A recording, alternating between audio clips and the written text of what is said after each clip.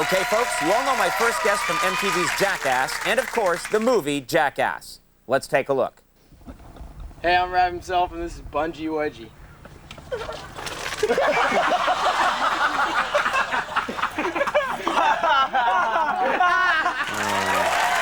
Brings back memories. Please welcome Johnny Knoxville.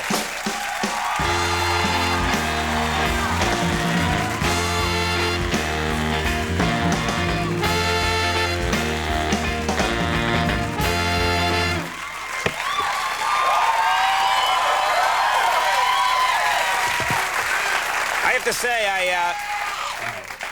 Bungee Wedgie is one that you don't have to see. You can hear the idea, and you know exactly what's going to happen. Yeah, it was a bad idea. Luckily, we filmed it. Yeah, there's a lot of those. No, there's a ton of good ideas in the movie. You have shown this movie to audiences, and actually, I think it's a very clever idea. You've put those sort of night cameras. Right. As part of your promotion for the movie, you show audiences reacting to the film, really laughing at it. What have the extreme reactions been to this movie? Because there's some stuff in this movie that's hard to watch. Most of it is. Yes. We've had a few people puke, which is always good. But when you really, you know you're You really... have a different set of criteria than most filmmakers. If we can get puking now, that would be something. Yeah. You've really touched the audience, though, when you can get them to walk out of the theater, and that's happened more than a few times. Yeah, so, I know what that's like. Yeah. Now, in the film, I've noticed there's a lot of, like, half the time there are stunts going on. You guys are doing stunts.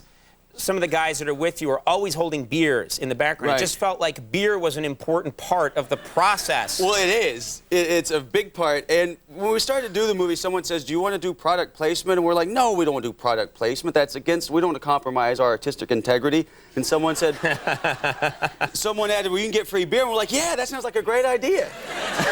So the good people at Miller High Life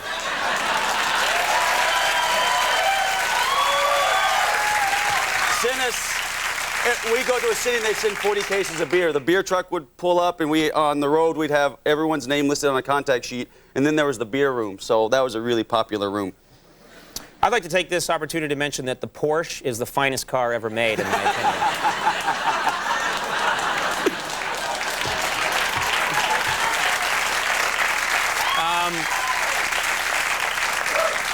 Nothing. I've tried that many times. Nothing. Nothing. Crickets. No, just no Porsche. Oh, okay.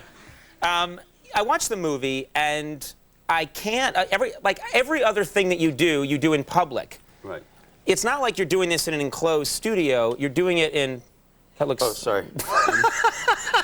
Never mind. I've never seen a little mustache comb before. That's so cute. Yeah, you get it when you get in the little kit where if you get the crabs, they give you that little bitty comb. So. Okay, you take that bit.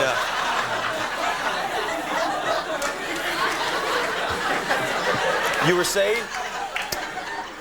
I lost my train of thought.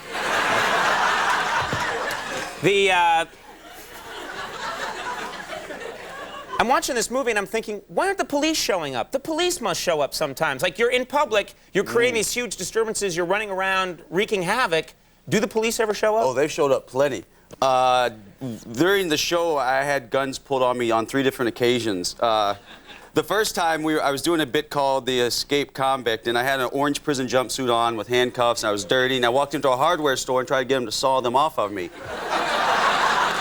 And they were horrified, and they evacuated the store. And when I went outside, 4 carloads of cops pull up. The first woman on the scene pulls out her gun and puts it on me, tells me to get down, which I did. And Good move.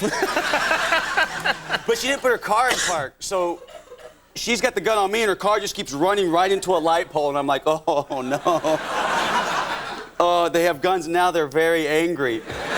But anyway, we told them what we were doing. It took a little talking to get out of it, and I asked her, I said, is this the craziest call you ever had? She's like, well, no. She said, we had a guy that was on a lot of drugs once. He was at the top of a palm tree, and he was buck naked.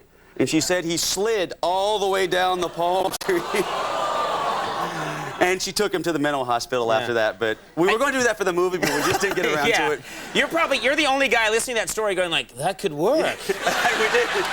Note to self. Yeah, right.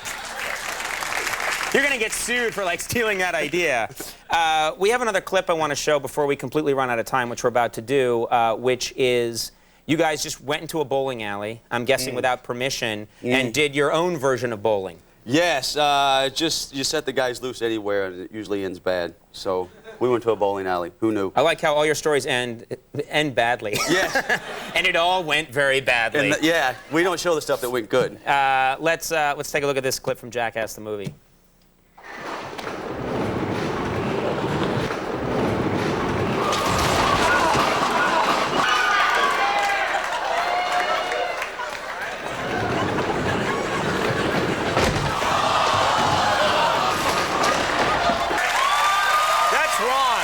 That's your friend you did that to. I want to say that this is the stuff that we could show you on TV. The movie we can't show you, but we had some things we could show you. But right, this is just the very small amount that you can see on this television show. But right. Yeah, when he's going down there, and that's you who throws the bowling ball into his special area. I got a good arm.